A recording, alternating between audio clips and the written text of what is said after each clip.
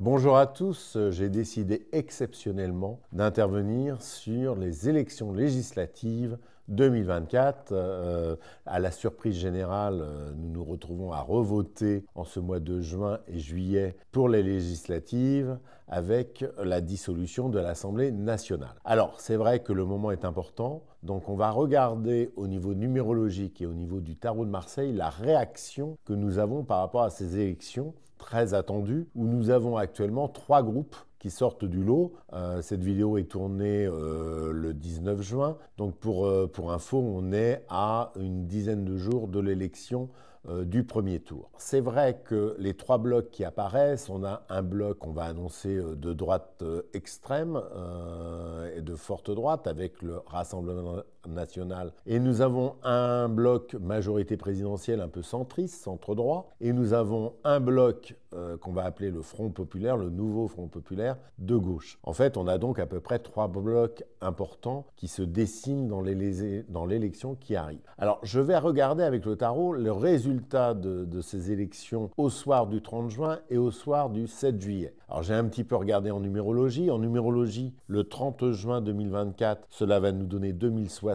Et 2060, ça donne le chiffre 8. Nous serons donc en jour 8 en venant du 2060. Alors, en 8, c'est la justice, c'est les gens qui s'expriment, c'est la lutte et le combat, le 8.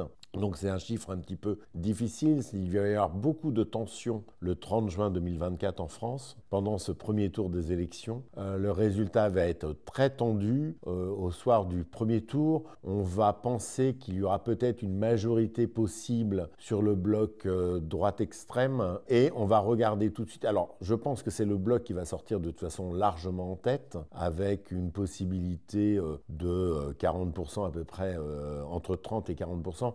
Mais le bloc entier droite extrême, pour moi, va tourner autour de 40% des voix, entre 38 et 40. En deuxième position, je me trompe peut-être, mais en regardant le tarot, et on va revérifier tout à l'heure, les tirages que j'ai faits jusqu'à présent donnent le Front populaire en second avec un maximum de 18-19%, et la majorité présidentielle autour de 17-18% aussi, le reste étant des partis un peu plus petits, etc., qui pourraient tourner autour de 10%, plus des votes blancs. Il peut y avoir beaucoup de votes blancs qui ne sont pas comptés pendant ce premier tour des élections. En tout cas, une forte participation aussi. Pour moi, en regardant, alors on annonce beaucoup de procurations. Il paraît qu'on bat des records de procuration pour les élections. Mais le 30 juin, on va regarder juste en prenant le jeu. Je vais faire un mélange de cartes. Comme ça, je prends au hasard. Pour la forte participation, j'ai l'étoile. Donc une élection avec le jugement, oui, qui amène beaucoup de gens à aller voter.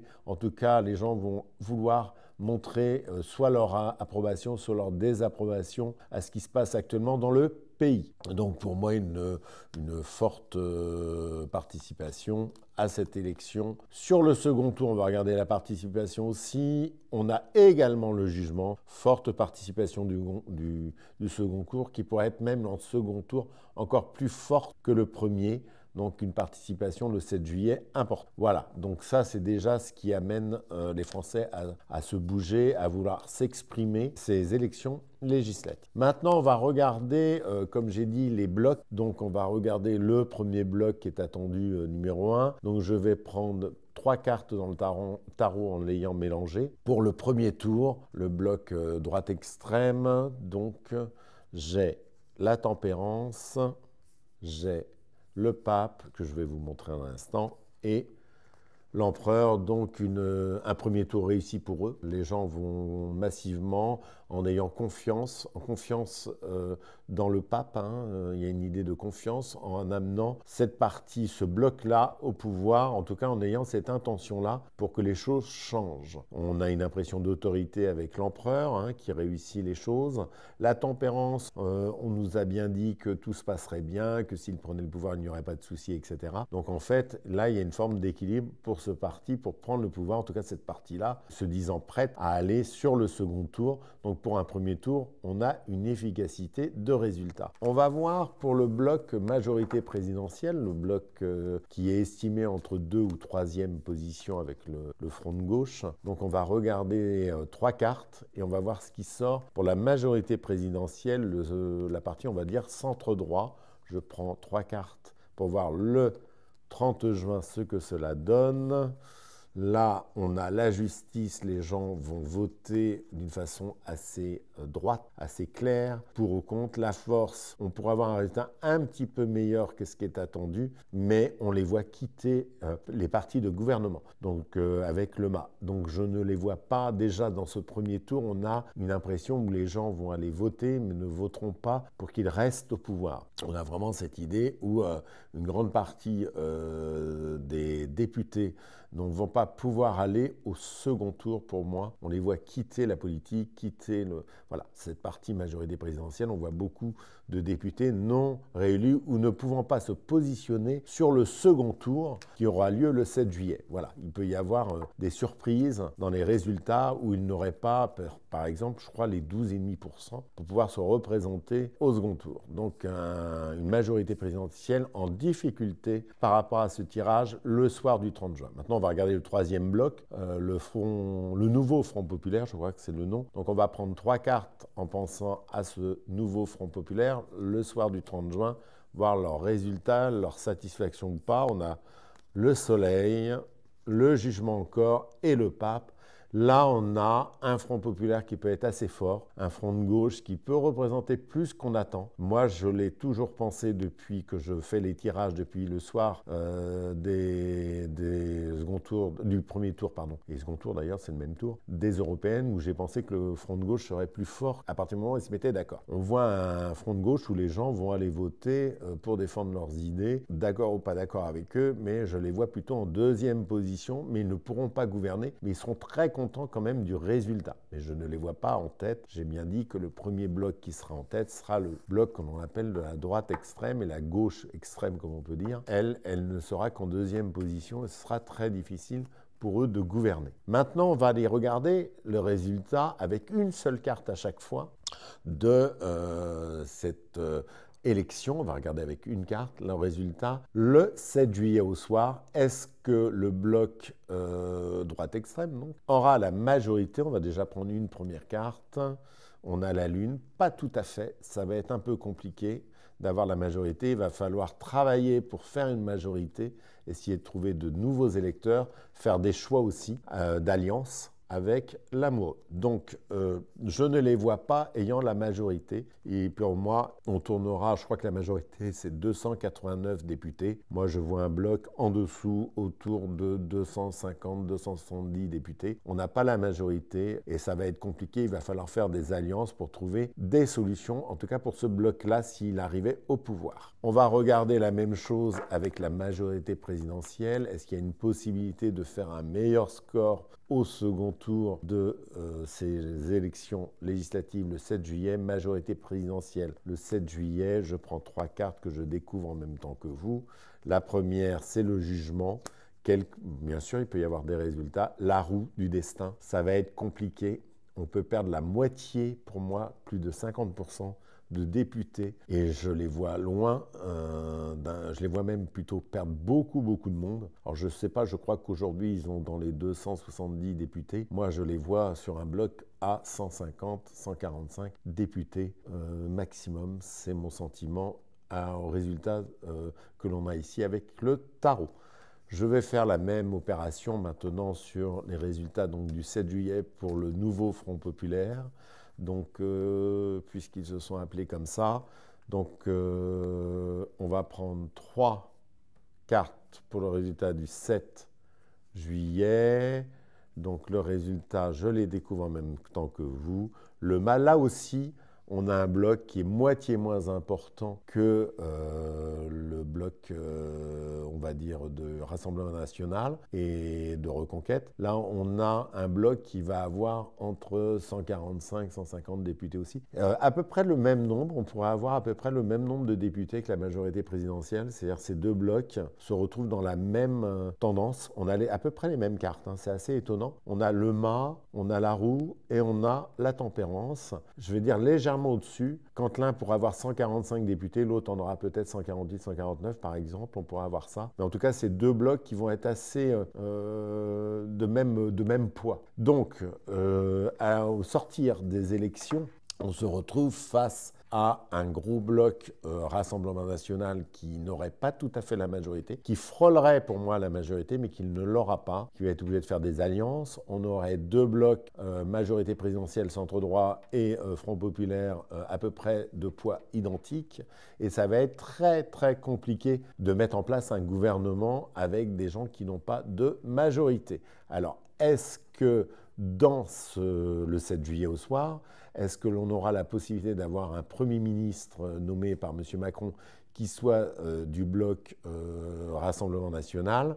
Nous allons tout de suite poser la question au tarot parce que je sens quand même une certaine pagaille. On va poser la question, on va lui demander est-ce que M. Jordan Bardella peut être Premier ministre et essayer de créer un gouvernement du Rassemblement national. Ça va être très très compliqué pour lui de pouvoir faire ce gouvernement le 7 juillet puisqu'on a l'ermite, l'arcane 13 et le diable. Donc ça va être très compliqué. Il est pieds et mains liés. Il va se retrouver sans majorité pour moi pour pouvoir le faire. Donc on va avoir beaucoup de pagaille le soir du 7 juillet. La pagaille peut continuer comme ça quelque temps. Est-ce qu'il a quand même ce pouvoir, M. Bardella, d'être Premier ministre? On va prendre juste une carte. Est-ce qu'il peut être nommé? Oui, il pourrait être nommé Premier ministre avec la papesse, mais ça va être compliqué pour pouvoir créer un gouvernement d'union nationale. Alors, on va demander au tarot si une idée d'union nationale entre, par exemple, des gens de la majorité présidentielle avec un accord de gouvernement, des gens, on va dire, de gauche, par exemple, pourraient se mettre d'accord. C'est un autre cas de figure. Je vais prendre 3 cartes pour voir les résultats à cette idée de se mettre d'accord.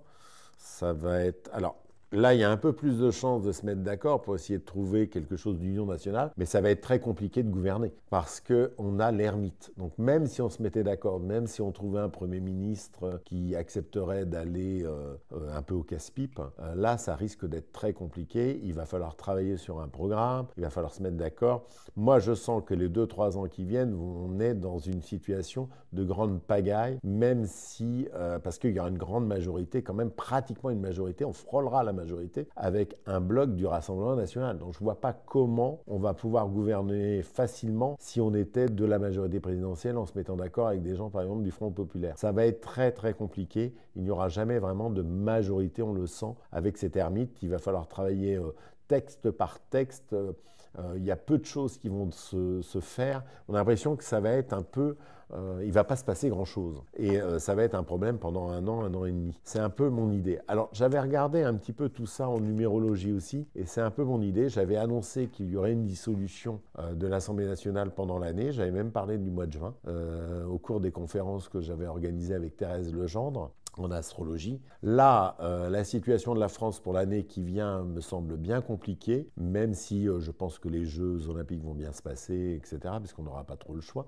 Mais on va se retrouver dans un flottement général pendant plusieurs mois avant qu'il se passe des choses. Je pense depuis un certain temps que la Ve République s'est terminée. Je pense qu'il va falloir réfléchir et qu'il y a des hommes d'État, des politiques en France qui vont réfléchir à de nouvelles visions d'une Sixième République, parce que pour s'en sortir, il faudra une Sixième République et que, en fait, l'idée présidentielle, l'idée d'un président en France, ça va disparaître petit à petit.